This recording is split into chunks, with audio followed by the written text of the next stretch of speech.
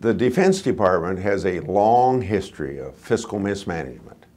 I first uncovered problems at the Pentagon when we discovered out-of-control spending on spare parts such as, can you believe it, $750 toilet seats and $695 ashtrays for military airplanes.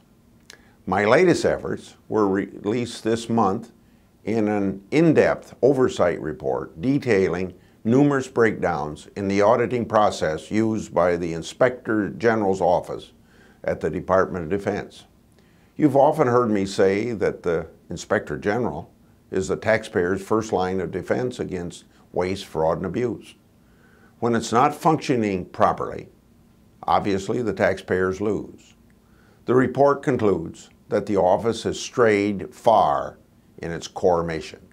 Unfortunately, this means it's not well positioned to assist Secretary of Defense Gates in his hunt for waste. We found an antiquated accounting system that hinders the ability and willingness of auditors in the Inspector General's office to conduct quality contract audits. A full-scope audit should connect all the dots between the contract at the beginning and the last payment at the end. It's the best way to show where money is being lost to fraud and waste. These contract audits appear to be nearly non-existent at the Inspector General's office. My report is already having an impact. I've heard an initial response from the Inspector General, and I got that response in writing.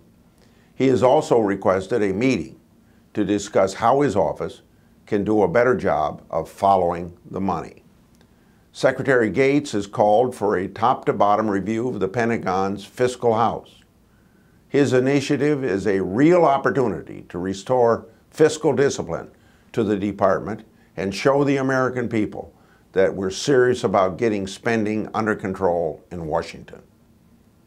It's very important that we get the Inspector General's office up to par so that it can be a key source of independent auditing in a very monumental effort like Secretary Gates has now undertaken.